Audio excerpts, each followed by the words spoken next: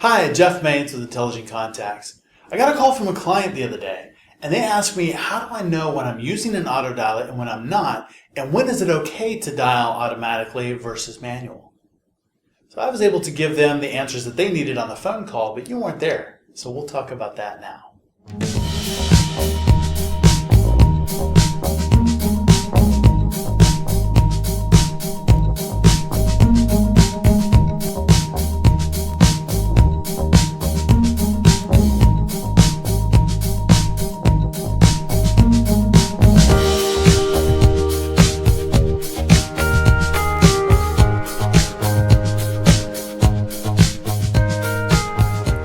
Compliance is a huge issue in the industry overall, and we want to be compliant because we don't want to have lawsuits, want to make headlines for the right reasons, not the wrong reasons, and TCPA attorneys are just going crazy with suits now and class actions. So compliance is a big piece. The other thing that is important about this is that a lot of times these terms are just kind of thrown around, or they're equivocal, or we really don't have a good definition of what they are. So we'll talk about that as well, because it's really important for you to be able to explain how your system works to your clients, to your employees, and hopefully not to plaintiff attorneys. But if you explain it right, you can avoid a lawsuit altogether.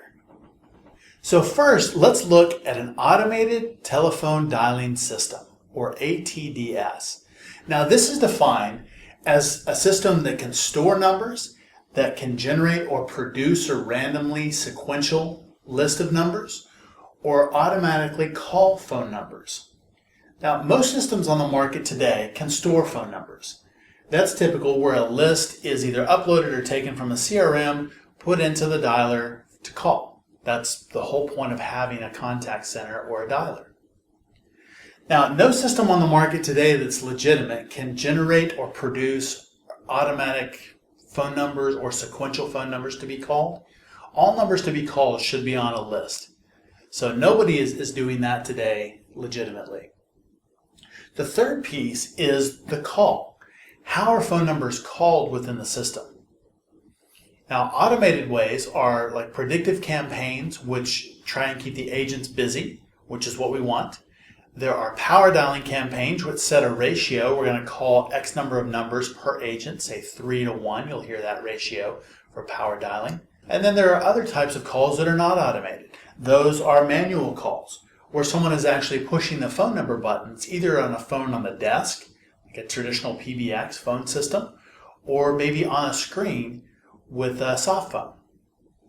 The second is preview, where an account is presented to an agent and they can either click a button to launch the call, or they could click a different button to skip it and move on to the next one. Next up is click dialing. So you may have a CRM system that has your records in it of your clients or prospects, and you click on a phone number and that launches a call. Now, what's unique about those ways, manual, preview, and click dialing, is they all require human intervention. This is not automated. A fourth way that is built into our contact center is what we call intelligent queue.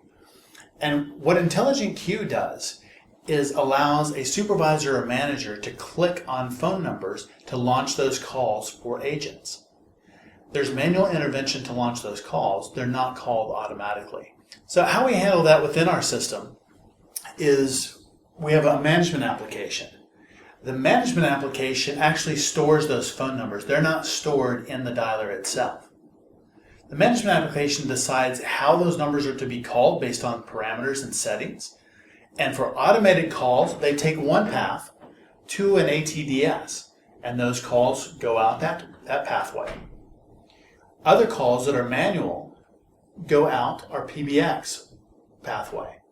And so there are two different places where calls go out, and that's all determined by the management system. So it makes it very easy for supervisors and agents to use, and it also makes it compliant because we're not storing phone numbers inside the dialer, and we're not sending automated calls out that should not be automated.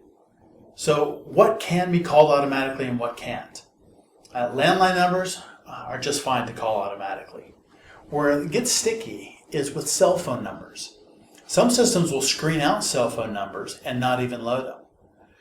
Our system will take those and split cell phone numbers and landlines into two different lists so that they can be called differently.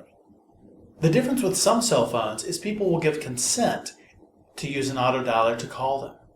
And if you have consent, then you can call them automatically. Many consumers have not given consent for that. Those have to be done manually or through click dialing or preview or intelligent queue to be compliant. So understanding how cell phones need to be called within your database is super important. Many of our clients, cell phones are a really important part of their database. It may make up 60, 70, 80% of the phone numbers in their database. So it's very important to understand how to call those compliantly and within our system, not have to overthink or hope that things get routed the right direction.